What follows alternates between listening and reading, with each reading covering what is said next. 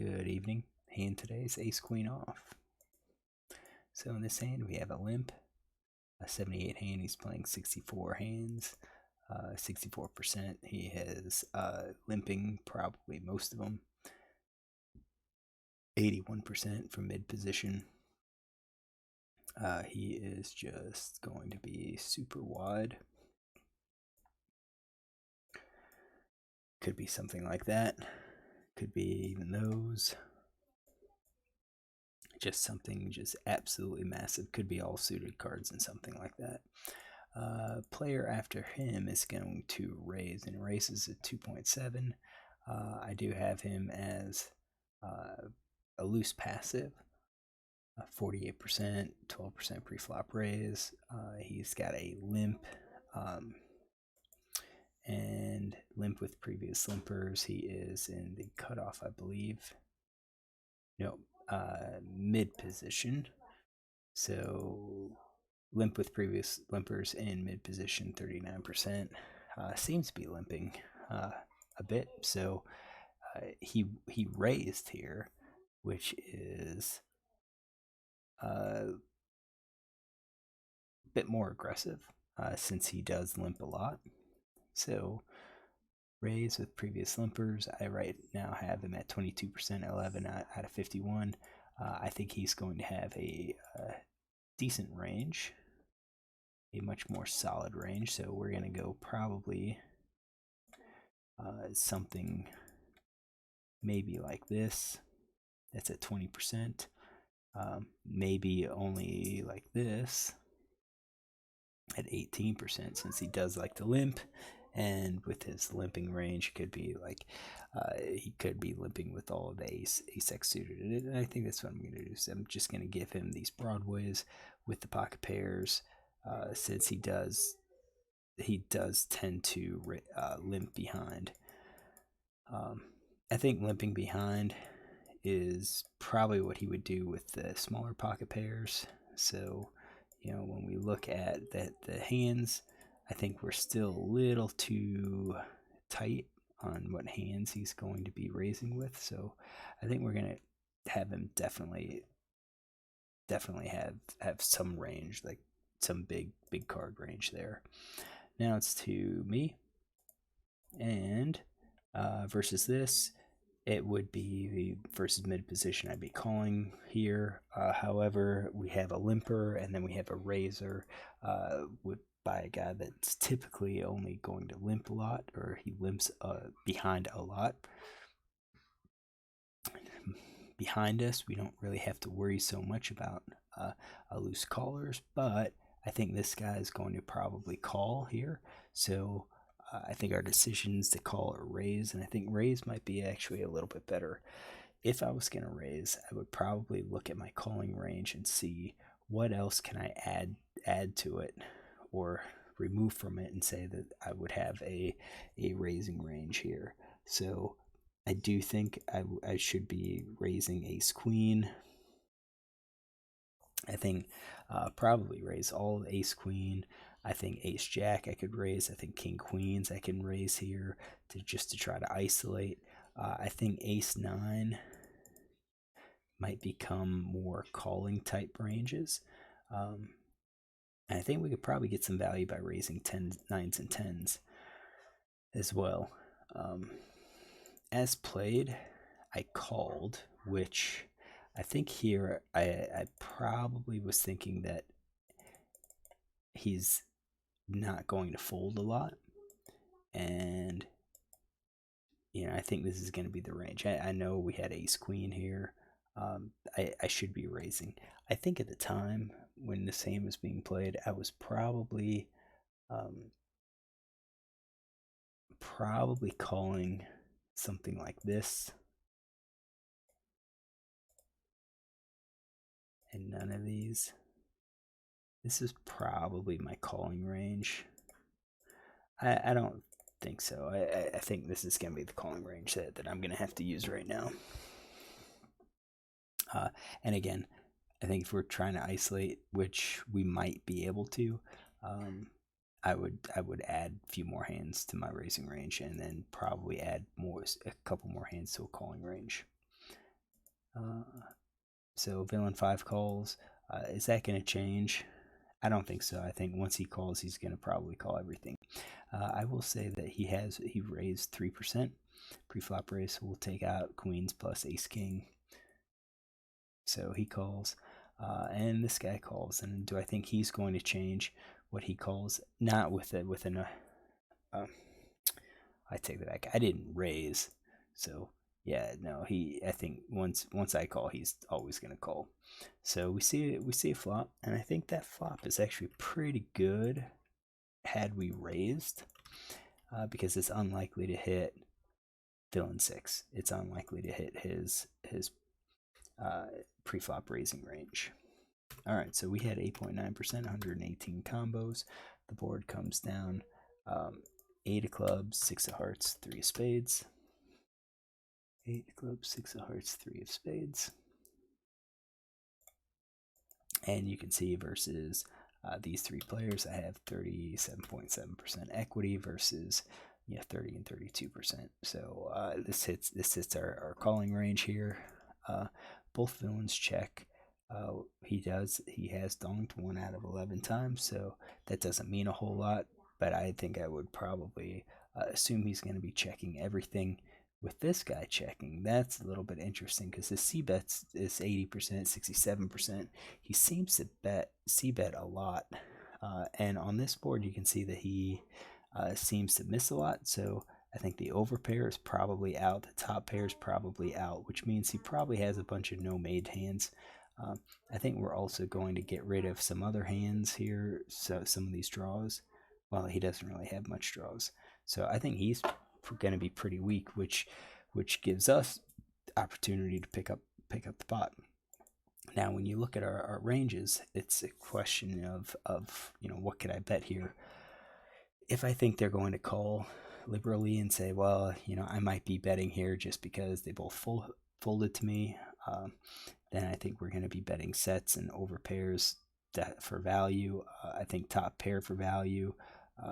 I think the worst thing we could have happen is for us to check, and then a jack or a queen comes on the turn, and we basically let someone else draw to beat us. So I do think we're going to be betting top pair for value. I think sevens we're going to be betting kind of as value slash bluff. I think pocket pair below we're going to be betting here. I think our gut shots are going to be betting for some draws. We're about half value, half draw. We could probably add a few more hands here. I think adding overcards is going to be way too many hands that we add to our range. So, no made hands at 61%. If we do 2-card backdoor flush draws, that's a little bit better. That gets us to 70%, but I don't think that's going to be realistic. I don't think I want to go that wide because it is a possibility that this guy did connect with a piece, and we're going to be in a tough situation with basically half the deck on the turn. We're going to have to fire out a second barrel. So what do? I actually checked. So here I think we're going to say we've got no made hands. We're going to take out our gut shot because I do think we should have bet our gut shot. I think we're going to take out those.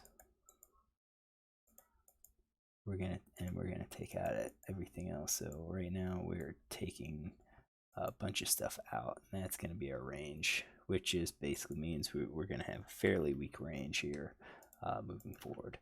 And I think that's why I would have liked betting a lot more. Turns a 9 of clubs. Turns a 9 of clubs. It gives us 22.4%. So equity drops. And I think that's a hand. That turn card was a really good turn card. If we would have bet, we could have fired a second barrel, and I think we're going to pick up the pot a huge percentage of time. So we should have been aggressive. Aggressive is winning poker, even though these guys are not 100 big blinds deep. So what happens Villain 6 checks. I think once he checks, we're going to be able to eliminate a lot of hands. So top pair plus over pair, I think would have been betting. I think middle pair can still check, like all of those. Flush draws, possibly. We could leave those in there. And the gut shots. I mean, we could leave all of those in with his checking range. And then villain 6 also checks. And again, I do think there's possible straight on the board. Club draws, starting to become apparent. So I do think with this villain, he's incentivized to be betting his pairs. So top pair, over pair. I even think middle pair could be betting. But we're going to say he's going to be passive. He is passive, so I think he's got possibility of with one of these over pairs, but I don't think so. I think middle pairs, most likely scenario ace 8, where he had a top pair type hand, and he didn't want to build a pot and get raised off because there was open-ended straight draw. Sometimes passive players are don't do things. They don't tend to make a whole lot of sense.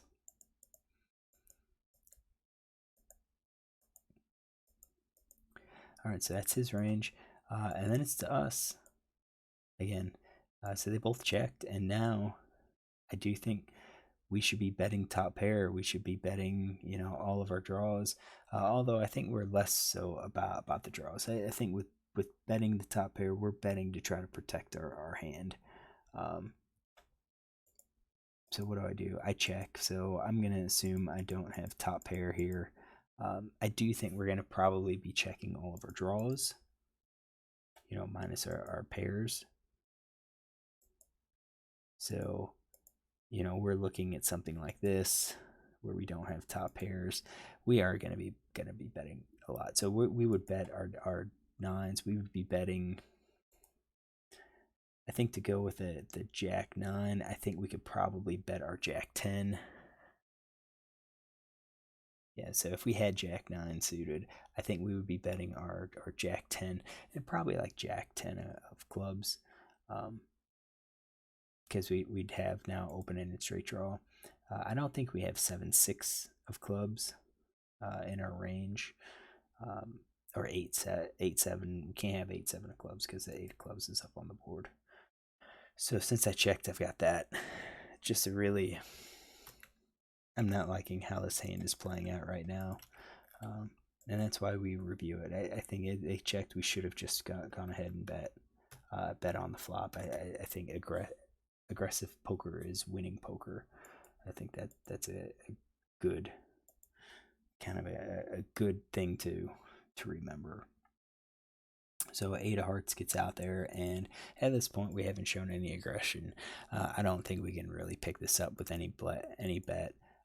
Both players check, and once both players check, we've basically said they're going to be incentivized to bet their premium hands to try to get value from it. So 3 of a kind. Yeah, I think he's gonna bet top. I don't think he could bet top pair, weak ace, or weak pair, ace high, or nothing. So I think he's got 91% of the time he's not gonna have anything. But I think if I bet, he's gonna probably call with top pair, and he'll probably call with a weak pair as well. Just like any pair, just to see if I was bluffing. If he calls, then I think this player is going to be less likely to call. So again, I do think he's going to be betting his 3 of a kind. He should probably bet his overpair as well. However, as a passive player, if he has an overpair, he may get scared and just check behind. So if I bet, I do think he's calling with the overpair and top pair. So say 10%, and it kind of comes down to this: what does this guy do? If I bet and he calls, yeah, he's only going to call probably with an overpair. I don't even think top pair calls for him. But if he folds, then I think he's calling overpair, top pair, and he may even call with the ace high with like ace king, ace queen if he has it. So I think when it gets to me, when it's checked through, I don't think we can really even profitably bluff at this point. So I think we just check behind and see what we have. Hope to muck our hand. So king, queen, and ace two.